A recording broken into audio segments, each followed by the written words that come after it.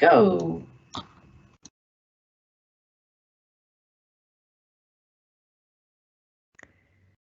So hello everybody, good afternoon. My name is Jo Dossetor and this talk is called Opening Doors to New Insights. So I'm based in British Council, Barcelona. There's a picture here of our centre. And also behind the scenes are Catherine Morley and Lisa Davies, who are helping with this presentation today. So there may be points in the presentation when we are talking together, just so that you know that they're helping there. So thank you very much to them. So just a little bit of information about me. I've been teaching young learners for 25 years, long time. I've been in Barcelona most of that time. I have also spent 2 years working in Chile. I'm a senior teacher of secondary courses in Barcelona. And some areas of interest for me are best practice in YL teaching and teacher training. I've worked as a CELTA trainer in the past. I've worked as a Delta tutor, and I'm very interested in teacher training. And I completed in 2019 an MA in professional development for language education. And my study for that, my dissertation, was about peer observations. And that's the reason I wanted to do this presentation today. I wanted to share findings from that study because I found them very interesting, and there were things that I hadn't anticipated and that was interesting for me to learn about. So the aims of the session are, first of all, why carry out peer observations within a CPD programme? Then what format can the peer observations take, and what could be the best practice elements? What are potential benefits both for teachers and for students? Then how do education systems in other countries carry out peer observations? Just a very brief look at that. And finally, if we have time, how you might perhaps introduce a peer observation scheme in your own school. So let's make a start. So the research question that I chose to study was, to what extent do teachers value peer observations as a worthwhile continuous professional development opportunity? I myself hadn't done a lot of peer observations apart from when in teacher training courses, being involved with being observed and observing. But I felt it could be really nice if teachers could have the opportunity to go into each other's classrooms and see how their peers were teaching. And I wanted to know, did they really value that as an activity? I'd like to consider then just initial framework, how peer observations actually fit into a CPD framework, and then I'll move on to looking at also my specific study and what participants noticed or had to say. So first of all, kind of big question, why do teachers actually do continuous professional development, apart from the fact that they may be obliged to do that in their place of work? But what are the objectives? So I would say that one reason is to keep updated with new developments and new learning that's related to the profession. Many of us do initial training courses, and they are the up-to-date knowledge at that time. But as our teaching career goes on, obviously things change. Secondly, to learn new specific skills, and I think the pandemic has been a very clear example of that. Me and my colleagues have had to learn a lot of skills very quickly, and I'm sure that you are in the exact same position. It was an incredibly intense period of learning, difficult, but also quite motivating in its own way. So I think the pandemic gives us a very good example of how learning new skills can actually be quite eye-opening. And then also to keep ourselves interested in what we do, and then transmit that curiosity, enthusiasm to students, because I think we've all had an experience of when teachers perhaps are not that interested in what they do, and I do honestly think this is probably the most important ingredient of a teacher, is that they like what they do and that they transmit that enthusiasm. I would say this is key teacher quality, the need for an open mindset and the willingness to learn, as Carol Dweck has shared with the idea of the growth mindset. So I asked my participants, I had 5 key participants in my study, and I asked them, what does CPD mean to you? And one of the participants said, for me, CPD is personal career development, self-reflection and betterment. It is extremely important because reflective practice is the essence of good teaching. And a little bit later, I'd like to come on to look at that idea of reflective practice, because it is one that comes up very much in relation to CPD, and I think it's one that has an interesting angle from the peer observation framework. So why then include peer observations in a CPD framework? If we've seen what might be the priorities of CPD, where do peer observations come in to this kind of a program? So first of all, in my experience, teachers have a lot of knowledge to share. Even a new teacher has some knowledge to share. Maybe they've come also from other backgrounds. Teachers with 5, 10, 15, 20 years of experience really have a lot of knowledge to share. Sharing that knowledge actively, I think, can be very rewarding, and I think people like to feel useful and to feel that they can share and that their peers can learn from them. I think teachers in general, it's a feature of teachers that they like teaching each other, and they have things to share. And I would also argue that it encourages reflection on both the part of the person who is teaching the class and the observer. In addition, I would say it also reverses perhaps a common model where we have initial teacher training, we do lots of observations, there's people in our classroom telling us what they think, and then all of a sudden we close the door, we're teaching on our own, and that can be quite lonely. And it may be that you're not really observed very often. I mean, within the British Council, we do have an active programme of line management and observations, and so observations do go on in the British Council. I'll ask you a question about that in a minute, because we have, as I say, line managers observing, and that's a kind of supervisory role in a sense, although I think generally we also see it as a peer observation. But there are many institutions where perhaps, once the door is closed, you don't get observed. Again, in my experience, teachers are pretty social creatures and they like working with their colleagues. And that experience of collegiality is, I would say, enjoyable of itself, and I think it supports well-being, and that's another thing that's come up a lot with the pandemic, talking about well-being, because it's been very important, and it is very important to keep ourselves motivated, to feel good about ourselves. So collegiality supports that. Just trying to move on. Okay, so what format can peer observations take, and what might be the elements of best practice? So this was another key question that I had for my research study. Just at this point, in general, I have to say that this presentation, I'm afraid, is not very interactive because it's a presentation format. There will be hopefully a few minutes at the end for some questions and comments and discussion. But at this point, I would like to ask people to put in the chat how they have felt, first of all, when they've been observed by a supervisor. I think these are 2 different experiences, and when they have been observed by a peer. How did they feel? How did you feel? And was that a positive experience? I mean, I remember being observed, in fact, in a different school, being observed by a supervisor, and I was quite nervous, and so it wasn't. I found it a difficult experience, whereas as part of this program, the study that I did, I was observed by my peers. I asked them to observe me, and I found it really interesting to talk about the class afterwards. And actually, the class was difficult. I had a difficult experience with it, and it was useful to talk with my peer about that. So if you want to put your comments in the chat, and then perhaps in a minute, Lisa and Catherine can say if there are any comments there. So in my own study, the format for the peer observations was like this. So the context was British Council EFL teachers teaching in an off-site context, so it was not our centre.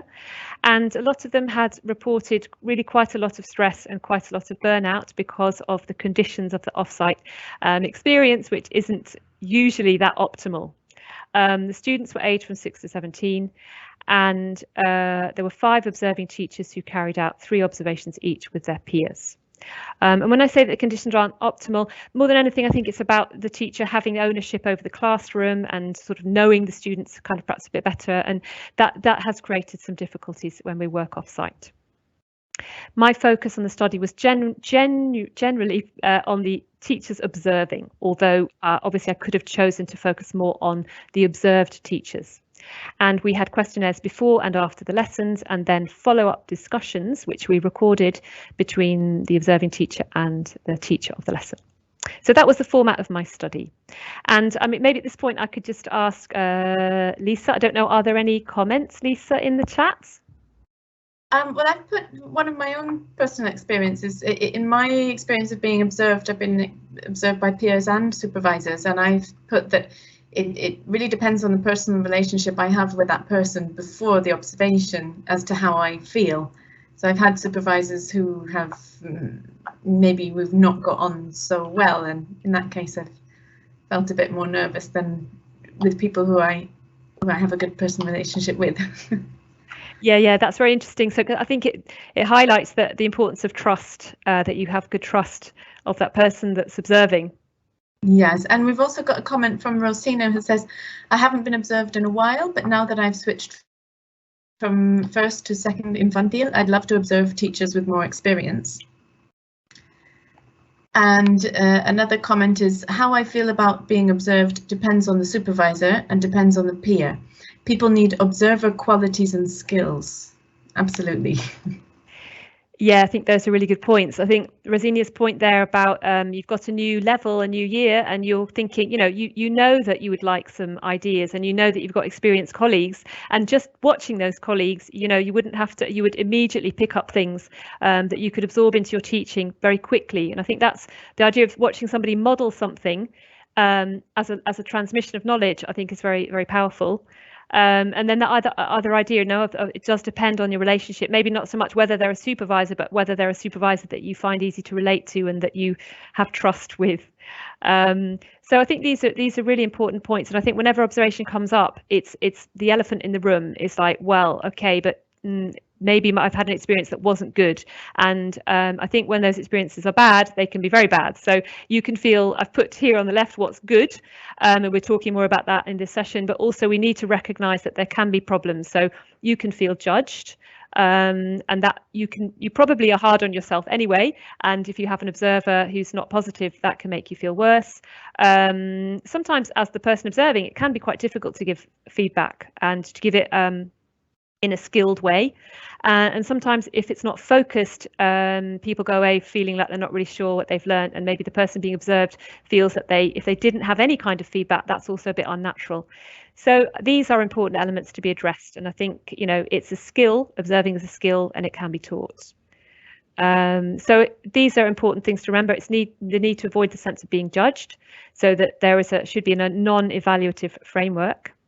It's a good idea, I would say, to agree the focus of the observation beforehand. It might be that the teacher themselves chooses that focus because they know there's something they would like help with. And I think there should ideally be time for a post-observation conversation. Otherwise, there's no opportunity for feedback, and that seems a bit strange.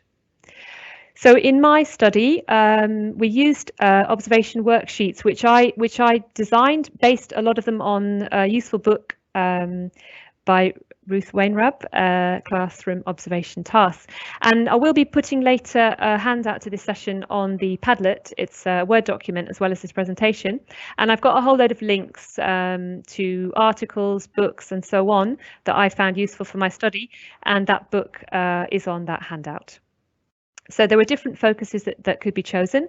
For example, the use of motivational teaching techniques, how engaged the students were in the lesson, the use of teacher questions, the learning environment. These were some different ones. So here you can see, for example, one of these observation worksheets, and you've got 3 student names, and the teacher could specify which students, and during the lesson is just to notice what those students are doing. And I think what's nice there is that, with an observer in the room, they've got eyes on the students in a way that you as the teacher, you don't have eyes in the back of your head, you can't watch all the students, and so it can give you really valuable feedback about those students. This one is about the learning environment. So the observer notes down all the things about the learning environment that are contributing to make that a positive one, or maybe something that could be perhaps changed. Richard and Lockhart have a useful comment here that rather than viewing peer observation as an evaluative procedure, teachers should see themselves as co-researchers, collaborating for each other's benefit.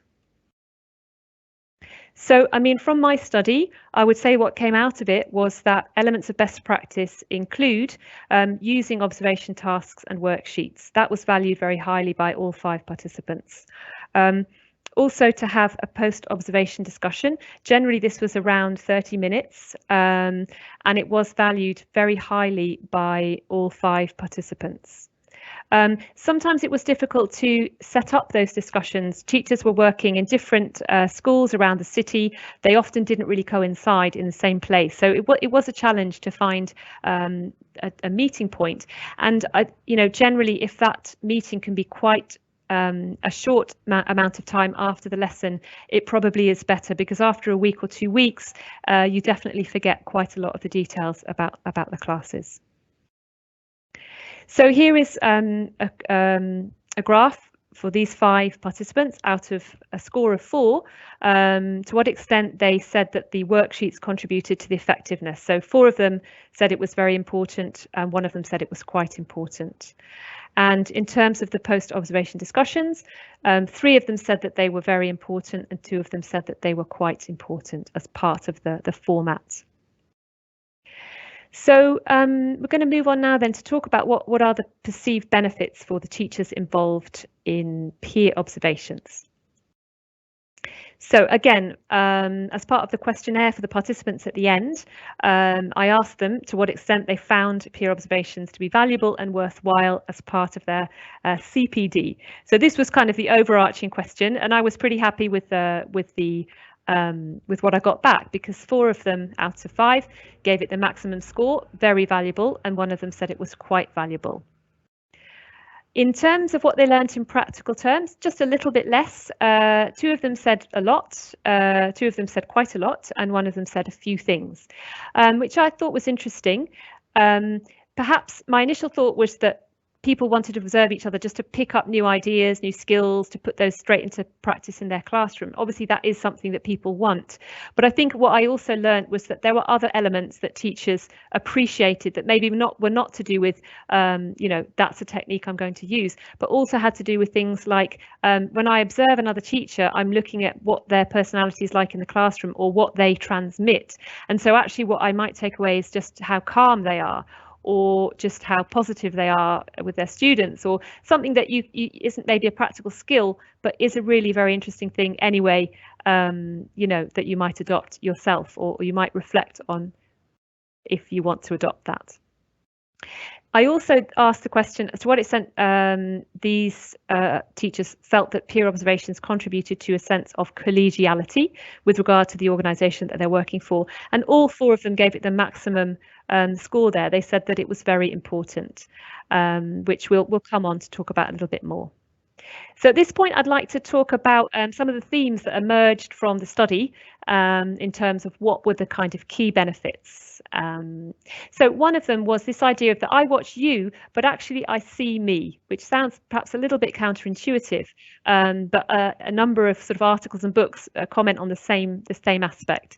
So curiously, when we observe a colleague, it really helps us to actually reflect on our own teaching style and abilities, and it helps us to enact this idea of reflective practice. So at this point, I just want to briefly consider what is reflective practice. Again, it's something that comes up a lot in literature about teaching, and it's a good idea. But what exactly is reflective practice as a part of CPD? Well, the idea of reflective practice is that when we come in to become a teacher, we do a training course, and we get received knowledge. So we're told that this works and so on.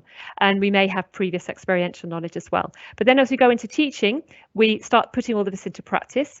And as we put it into practice, we also reflect on what we do, and with reference to those kind of that received knowledge, and that then feeds back into our practice. And as we reflect and feed back, this leads to professional competence.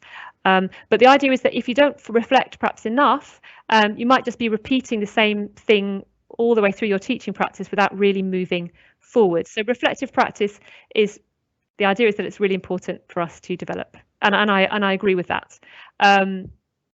I also think that peer observations can really help us with this process, because sometimes reflecting on your own is a bit lonely and is also perhaps doesn't happen as much as it should. Whereas if you involve other people, it's collaborative, actually it's perhaps more likely to happen. This idea as well of mirroring, or kind of not quite mirroring, but you look at somebody you see yourself, is I found this reflected in a Twitter group for teachers that was the ELT chat. And on this kind of message board, teachers had put, "Go and see other people's lessons. This helps me enormously. I relate every aspect of the observed lesson to my own teaching." And the next comment here, "I learned loads about teaching well from observing others, not things I wasn't doing, but watching somebody else makes you think, why? Yeah, why do I do that?" So I thought this was an interesting finding. And so basically knowing you means knowing me, aha, leads to the insight of actually insight into your own teaching. And one of the participants in my study made this comment: "It makes you be more analytical, I suppose, about what you're doing and why you're doing it." So I definitely think it helps to reflect. And maybe at this point I could just ask, I'll give you a couple of minutes to think about it, but if you want to put in the chat, if this has been your experience, if watching somebody else has actually helped you to think about ideas or elements of your own practice that you might want to reflect on, or perhaps might want to change. And so Lisa and Catherine, I'll ask you in a minute if there are any responses. So Carol Robinson has written a very good article, interesting article about peer observation. Again, I'll put that in the links on the handout.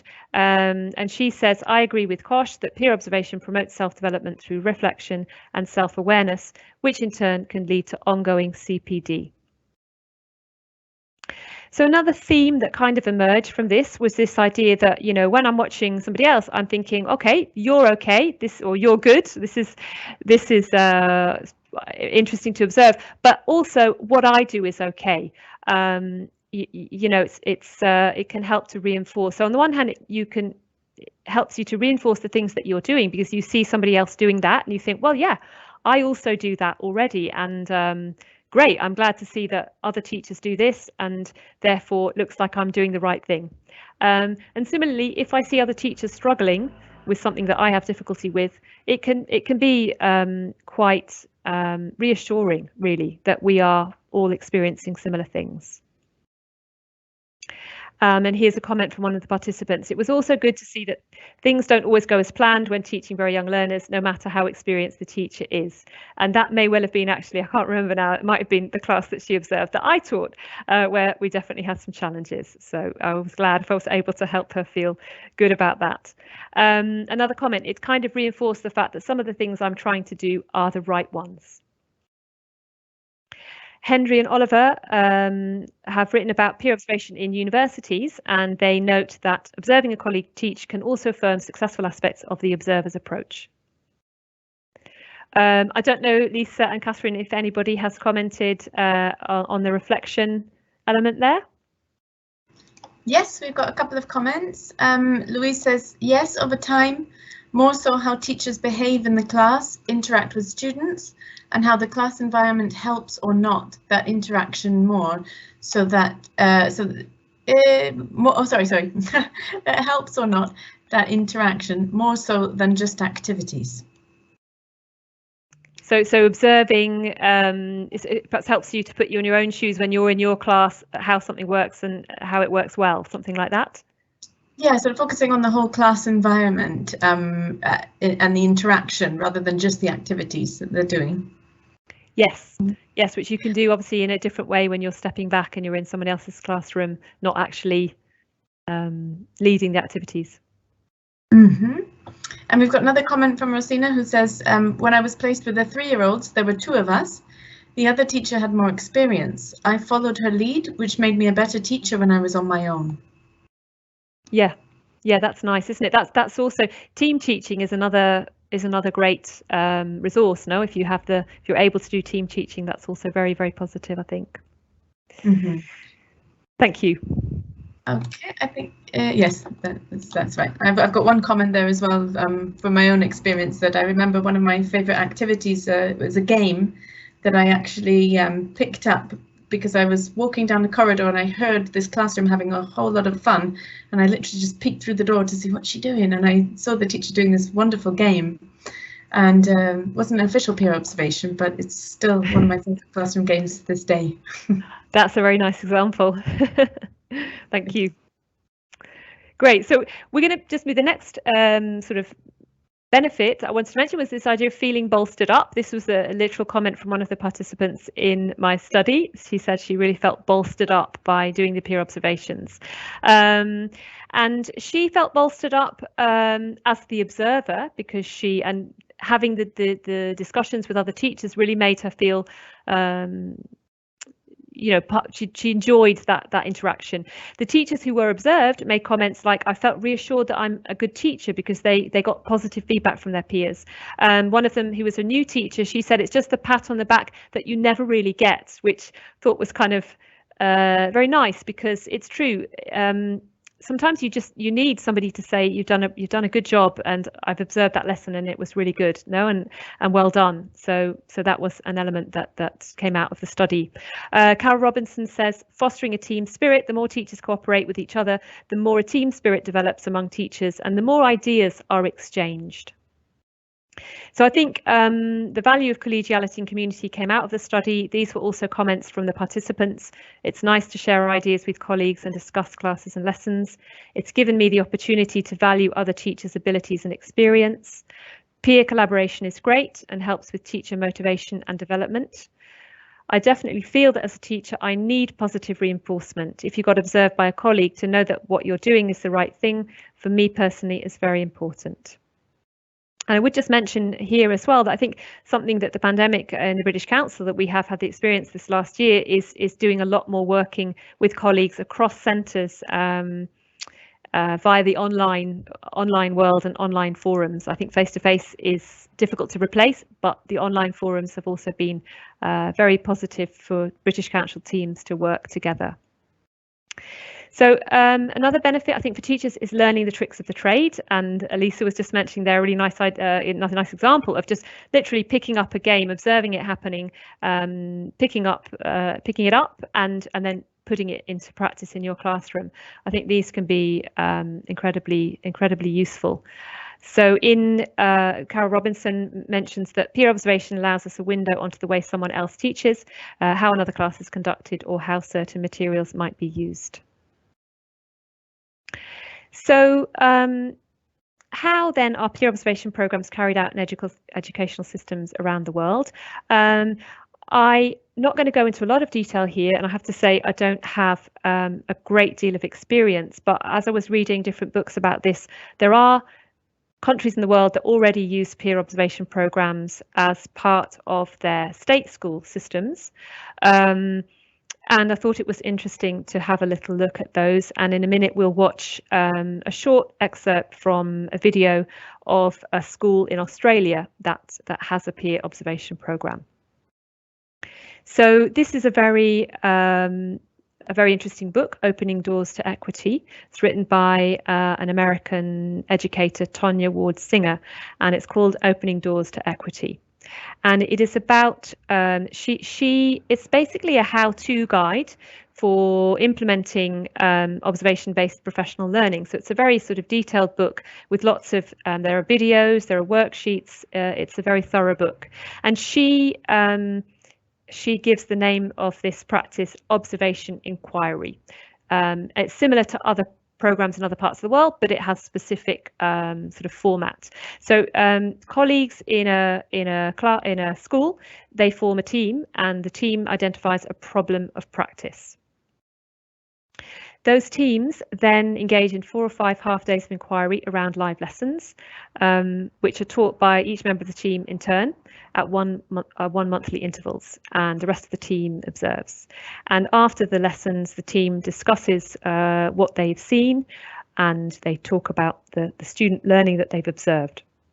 And what's very important here is that the goal of it is to improve the outcomes for everyone, particularly students that may be disadvantaged. The teams help to plan the lessons together. The focus isn't so much on the teacher who delivers the lesson, but rather on the lesson and how it delivers educational outcomes for the students. So the idea is to take the focus off the teacher and focus more on the actual instruction. And so, yeah, the emphasis on equity is this idea of raising the bar for everybody, not lowering the bar for the students that are struggling, but really raising the bar for everybody so that there is a minimum that is kind of a high minimum that's learnt by everybody, or that it's important that all students learn successfully. And by focusing on that as a team, then it's easier to achieve. In her book, she mentions Japanese lesson study. So this is basically a practice that takes place in Japanese elementary schools. I haven't observed this myself, but I've just read about it. And it's a teaching improvement process that has origins in Japanese elementary education, where it's apparently a widespread professional development practice. And what happens is that teachers collaborate with one another. They meet to discuss their learning goals, quite similar to what Tonya Ward-Singer does. And they plan an actual classroom lesson, which is called a research lesson. And they then observe one another teaching the lesson. I think they maybe observe the same lesson more than once and take notes on what happens. And then they meet again to report on the results and share that lesson and the results with other teachers. So I think the difference with Japanese lesson study is perhaps that the teachers work with the one lesson for a longer time.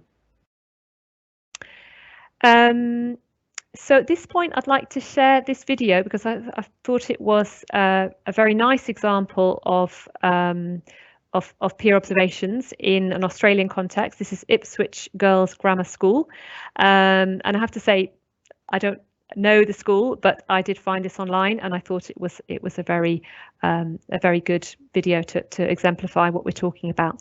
So if at this point I'll stop sharing, and we'll share just the first two minutes of this video.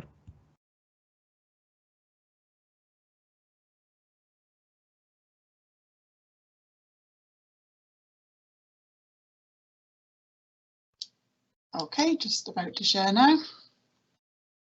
Great.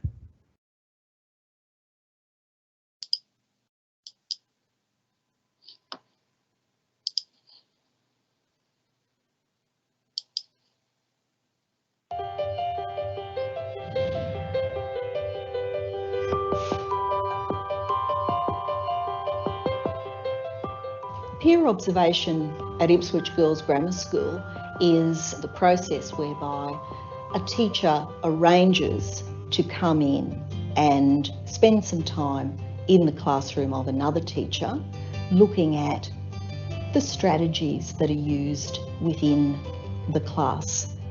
We have a specific focus in that we're looking at lesson structure and particularly the articulation of lesson objective. When we started our quality teaching project, the first thing we did was quite an extensive literature review, and it was very clear from the literature that peer observation was one of the best strategies for professional development that we could provide for our staff. The teachers would have a short meeting before the lesson where they talk about what's going to happen in the lesson, what the objective is going to be, and how the lesson is going to flow. Well, this is a grade 5 class, and our lesson today is teaching the children about how words are used by authors and readers to take meaning from different texts. I'm really keen to see how you explicitly give your objective to the class, and also your anticipatory set. That's something that I really want to focus on in my teaching. So class, today's lesson, as you know, is about teaching and understanding tone and mood. The teacher who's doing the observing goes in, he or she will have a little worksheet that they fill out. We call our peer observations VOTs, which is visit other teachers each term. And so the teacher is looking at, what did I see, what did I learn, what can I do to improve my own teaching as a result of what I've seen.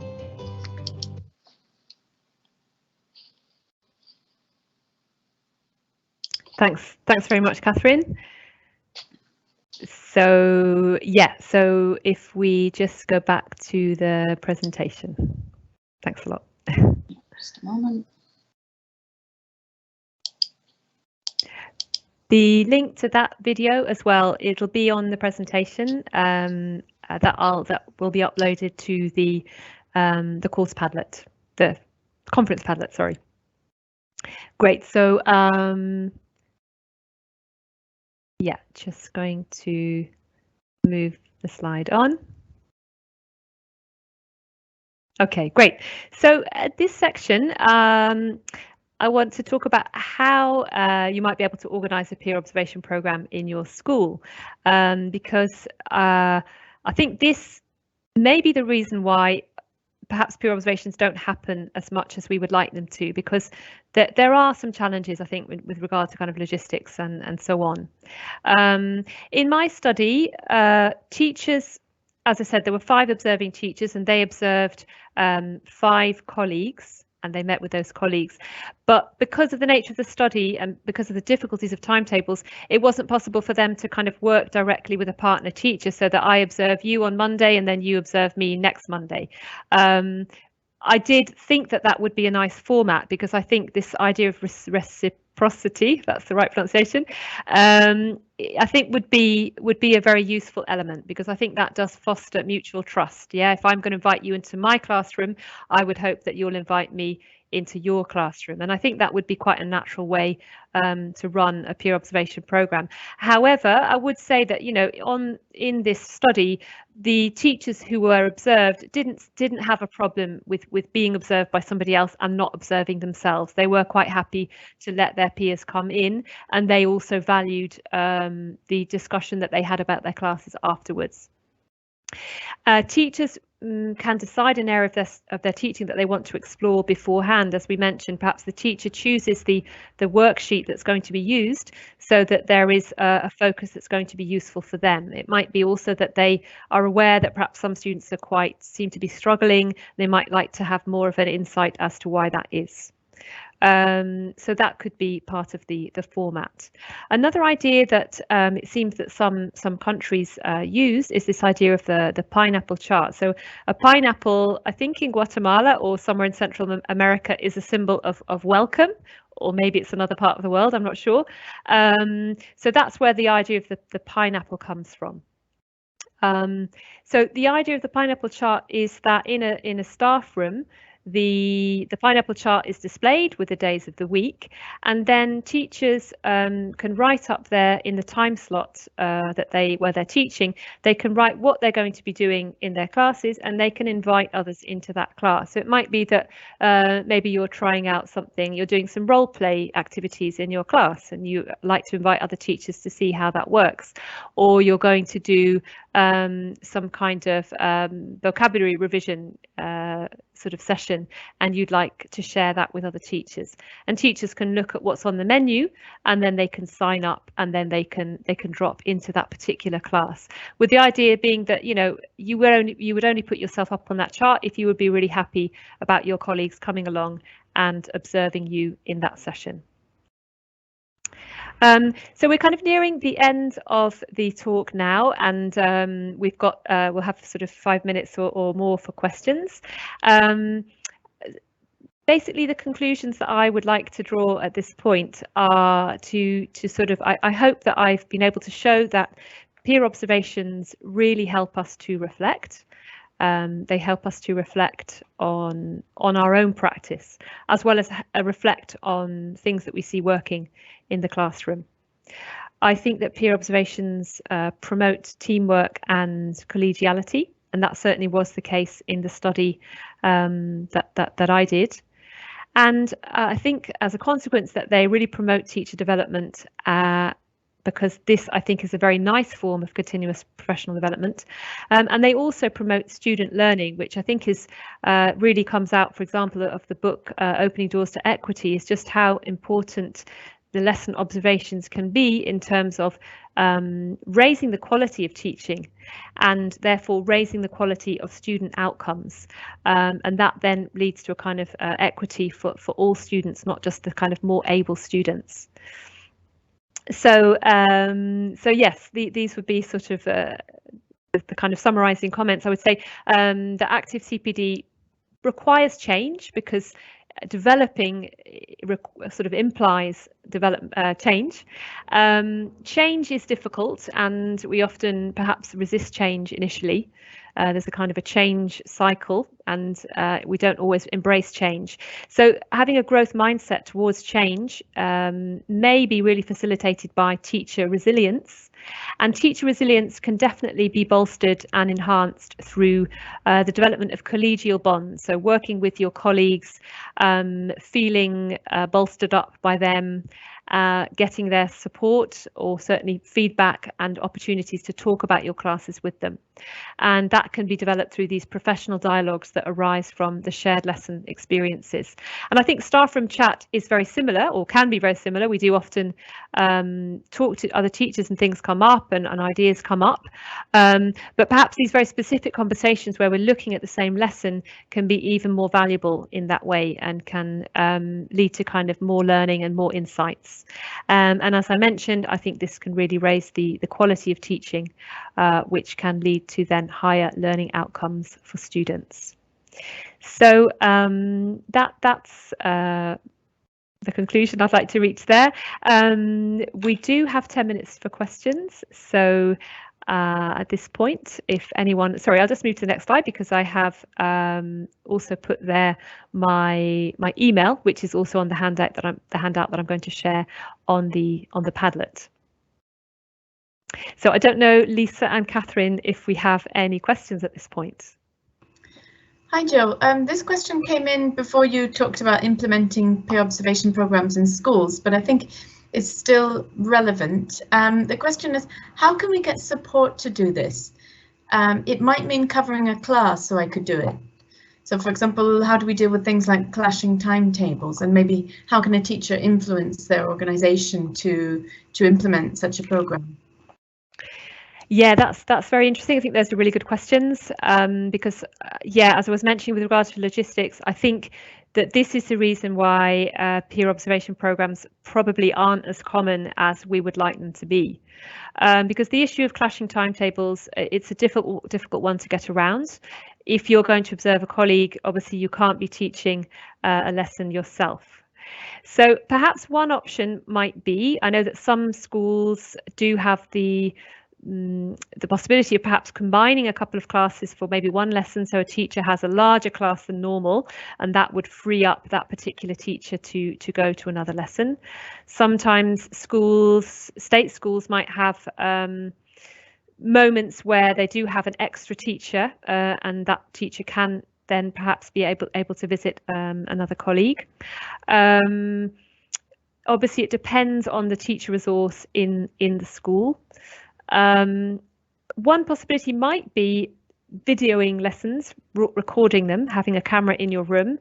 I know that's not ideal because not everyone feels comfortable having a video recording being made of them. There's also issues regarding students being on film and whether we have the data protection rights to allow that. I think generally in state schools that is allowed, and we can video record our classes. If teachers are happy to do that, I think that is something you can do. You can record the class, and then you can sit with a colleague and perhaps observe your lesson with them together and talk about it. And I know some teacher trainers do this. I think it's called stimulated recall, and they reflect on their teacher training lessons, and then they watch the recording, and they watch moments of that lesson. So I think that can be a very useful tool. But I think live lessons are probably better because you know, when you come recording, it's you've got to have the camera, you don't get perhaps the best vision of the classroom and so on. So I do think that live lessons are better. I think to some extent, you know, if I did ask this to teachers on my study as well, you know, if they were sort of willing to give up their own time to observe teachers in a time when perhaps they're not timetables, within our teaching context is a little bit different. So teachers have different kinds of timetables. And some teachers definitely did say that, you know what, for me, this is a really valuable teaching learning opportunity, and I will give up my time to go and observe my colleague because I know it's going to be worth it. Maybe a school or an institution can give over time if teachers have, let's say, I don't know, a couple of hours of continuing professional development allocated every week. Maybe the institution can kind of allow this program to be part of their CPD program, so that you don't have to be receiving a training course in order to count as a CPD experience, because from what I've seen, it really is a valuable CPD activity, and teachers learn a lot from it and gain a lot from it. So I wouldn't say it should substitute other CPD, but I think definitely it can enhance and go alongside the more kind of traditional, maybe like training courses and so on. I think it's this idea now of the kind of top down and the bottom up. A training course is top down. Somebody will come and deliver a training session, and that might be excellent. But CPD that is bottom up, that comes from my needs and my concerns and my interests, is also going to be very meaningful to me as a teacher. So I would say all of that. The last thing I would mention is that I know in the British Council there are teachers that have worked on what are called communities of practice. So, for example, they meet together and they may be focusing on, let's say, delivering high quality exam classes, and they'll meet together and they'll talk about what they've done in their lessons and what the challenges they've encountered, and then they'll decide together that what they're going to do is they're going to research this or that, and then they'll come together and talk about what's going on in their classes, but also what they've researched. So maybe even if you can't actually observe each other's lessons, perhaps you can meet together and have professional dialogue about what you're doing in your classes. And I think that, again, it's another example of these bottom-up CPD processes that I think are very valuable. Thank you. Yes, I agree. If you make the case to your institution about the values of peer observation, then there are ways that they can get around it. In our centre, for example, we saw such intrinsic value in the implementation of peer observation that we as supervisors offered to cover one class per academic year to any teacher who wished to peer observe another and couldn't do so because of clash of timetables. So we felt that was worth offering because of the value of it. That's an excellent idea that I'm going to make a note of, because I think that's an ideal way of actually making that happen. That's a great idea. I think that with your presentation, you've definitely given us enough ammunition to be able to make a good case for it in our institutions. I've got maybe one last question, Jo, if that's okay. What might be some challenges or obstacles of bringing in a peer observation scheme into a school? Yeah, I mean, I think that definitely relates to the previous question. Now, it's the issue of these timetable obstacles and, you know, how you're going to overcome them. And I think is what you were saying there, Lisa, is if there is a strong enough will to do it, and if there is, you know, if it's felt to be important enough, I think there are ways that can be found to give opportunities, even if it's not as extensive as you would like, at least to make it happen, you know, some of the time, if not all of the time. Okay, thanks, Jo. Yes, I agree that you've pointed out some really, really valuable things that we can learn from peer observation, lessons that we can learn from our fellow teachers. Also, as a peer observer myself, I found it equally as interesting to be able to observe students as a fly on the wall, rather than being their sort of entertainer or their focus during the class, just to be able to see how students react to a lesson. Students to a teacher is as well a very valuable thing that you can take out of peer observation. Yeah, absolutely. I think it's that idea of it gives you a very different perspective. You know, when you're teaching the lesson, obviously you've got to be, you know, what's coming next, and you're always sort of queuing that up and thinking about it. Whereas when you're just observing, you've got a different, multiple perspectives, and you can really see what's happening. For a minute. Sorry, no, just saying, yes, it's a real value of having a different perspective when you're observing. That's right. Yeah. Okay, well, thank you very much, Jo, for that wonderful presentation. I'll just leave you with some information now. We're going to have a lunch break. Okay, so we'll be back for our final session at 4 o'clock this afternoon. remember, if you have registered for that final session, to go back into your email to find the link for that session. In the meantime, if you'd like to browse through our Padlet, we have information from publishers on there, and also the materials that have been shared by our speakers can be found on that Padlet as well. The link is on our website. Okay, all right. Thank you very much, Jo. Thank you very much, Lisa. Thank you very much, Catherine, and thank you very much everyone for coming today and listening to this session. Thank you. Thank you. Bye. Bye. Bye.